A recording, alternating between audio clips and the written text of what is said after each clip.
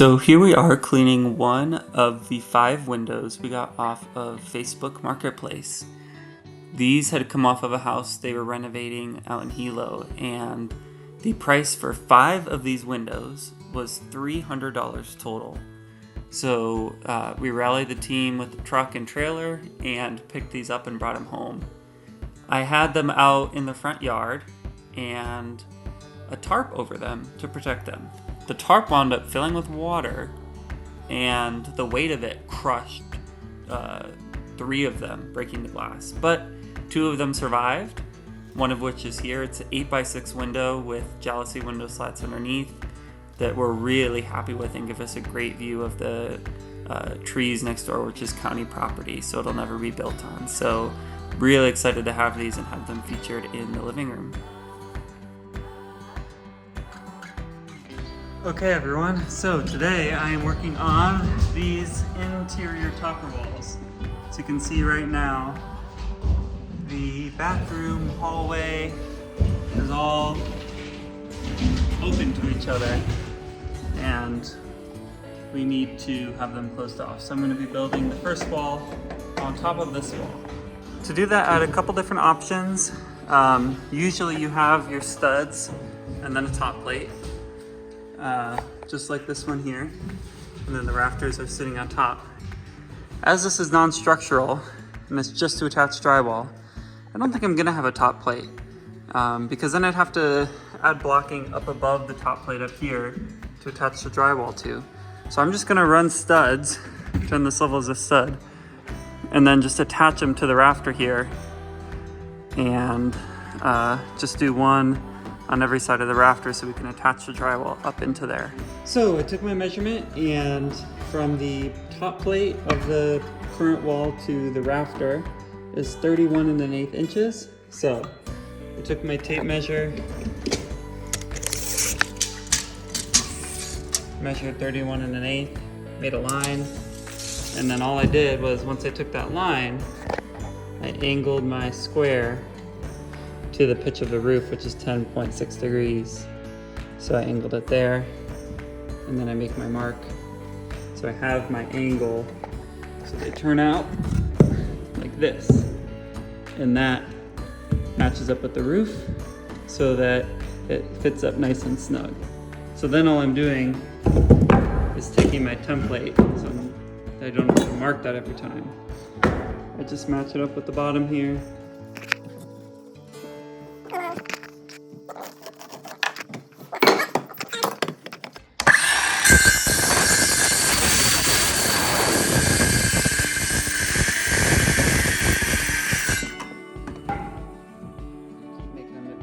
Perfectly actually. So these 8-foot studs, this is all the leftover I have, which is great. So I'll make a bunch of these and then stick them up on the wall. So I've attached the first couple and it's going up pretty well. You can see how the angle matches the roof. I just slam it in there, around here, onto the top post. And then all I do is put up a level to make sure that it's plumb, as well as my speed square to make sure it's straight up and down this way.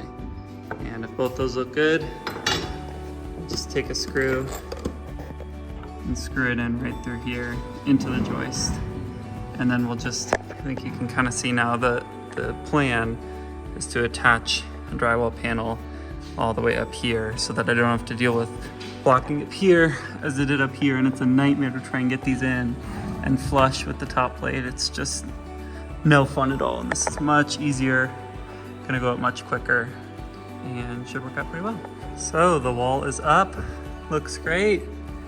It'll do exactly what I need it to do. Now onto the trickier bits, which are these walls that are diagonal and go all the way out to the living room there, and all the way out to the kitchen here. So I'll have to figure out what I'm gonna do here. All right, so you can see I decided to do a top plate for this side wall just because nailing the studs into the roof didn't seem the best idea. We wouldn't be able to get a screw up very far, just screwed into the OSB. So I just screwed the top plate into the OSB and it'll be supported by the studs. So it's really just there to connect everything. You will notice that You can see the gap down between the rafter and top plate. There's a gap there when there's no gap here at the end. Those are flush. And then down at the bottom here, there's also no gap. So I think what happened is where I nailed this rafter into the girder, I did it in something like 1.5 inches. I think I put it on the wrong side of my mark is what happened. So this rafter is supposed to be 1.5 inches to the right, which is causing this gap in the middle that slowly goes away on either end, which is not ideal at all because my original plan was to have the drywall, you know, only go up to the rafter, right? But with the gap there, that might look strange because you'll be able to see between the drywall and the rafter. So I'm not quite sure what I'm gonna do yet about that. But yeah, the next step, I'll just measure each individual stud length. I'll chop the end so that it's the same angle as the roof, yeah, and get those all screwed in. All right, everyone, so I have the top plate down over there, and I was gonna do a top plate over here as well. However, we have the opposite problem here, where that is also 1.5 inches off somehow, and I don't know why it happened twice. Pretty frustrating, but what I'm gonna have to have happen is, so, you know, the end of this rafter is 1.5 inches into this bottom plate. So I'm having to cut out pieces of the studs so that they're not angled into the wall. So the first 4 worked out fine, but now I'm starting to slowly have to cut out more and more pieces of the studs so that we can still be flush and plumb. I'm still doing that angled cut to make it flush with the ceiling. I'm just putting some toe screws in. Hi everyone, once again back at the property. We are getting this guest room ready for drywall. We're gonna finish this room first and see how it goes. Make sure we have everything down pat before we do the rest of the house. What I'm doing today is putting up blocking at the very top here. So you can see up there, I've already put it. We have the blocking at the very top, which is important because the drywall needs to go all the way up between the rafters and needs something to screw into. So I'm basically just doing the same thing on the back wall now. And I measured each individual gap, cut out my boards, and then I'm just gonna be screwing them in. Okay everyone, time for one of our first demolitions on the project. This is our front door opening, which is 37 inches. This is our free door we found, and it is 37.5 inches. So we had a couple options.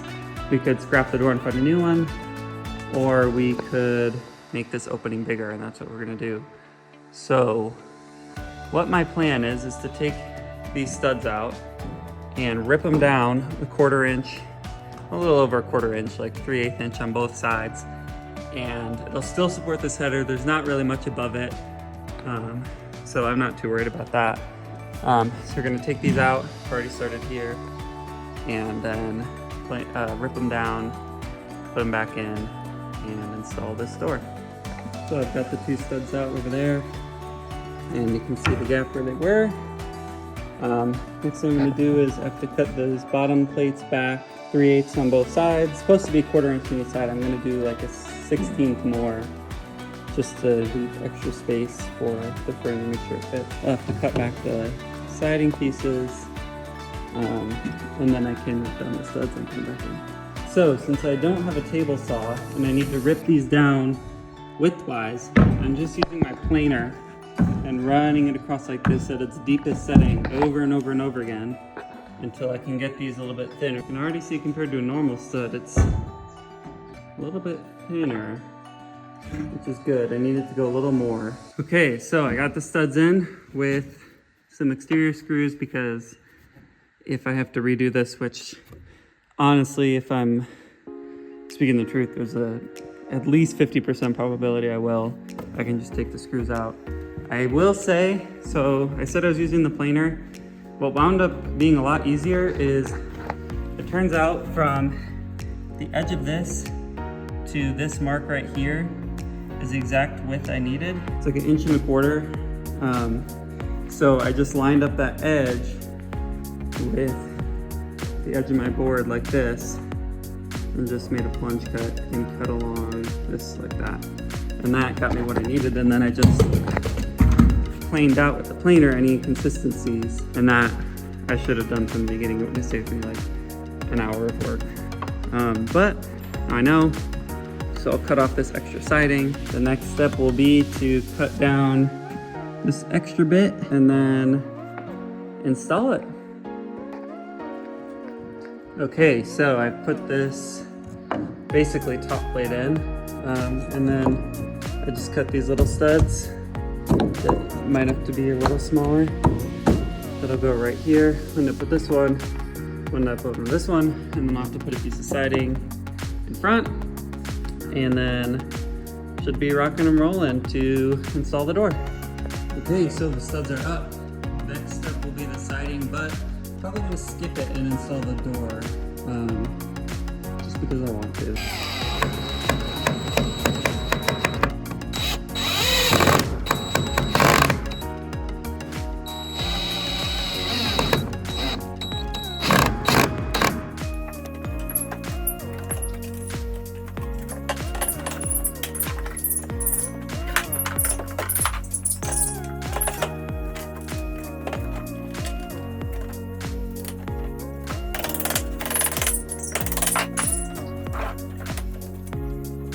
Okay, so the issue is, I think I made these support studs a little too long, and so it's pushing this down, stopping this from coming in. So removing those studs fixed that problem. Swings in, no problem now. So that's easy fix.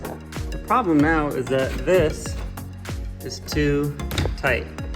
It won't close. I mean, it will close, but like, you gotta shove it. So I think what I'm gonna have to do, and it looks like down here is fine. Right here is the main problem. This gap right here, they're supposed to be flush, was like 1/4 inch.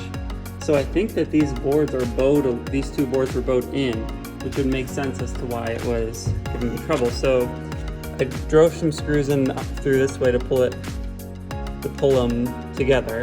So it moved a little bit more. So it's a lot easier than it was, but it's still not perfect. Hey everyone, so we are not professional framers or house builders by any means, and that means in order to get ready for drywall, we have to do a couple extra steps. One of them is planing out the areas of the frame that are not flush. Also drywall, so it'll look all weird and bumpy. So you can see there are a couple of places, like right here, that stud's sticking out. Up here, so our headers are made up of these two 2x4s, but as you know, it's not actually 2 inch by 4 inch, so we need to add an extra sheet of plywall, which our siding pieces were pretty much the perfect width for. So we added those on, but they're not perfectly flush. So I've been having to, you can see, plane off the areas, but it's still not exactly flush. It's poking out a little bit.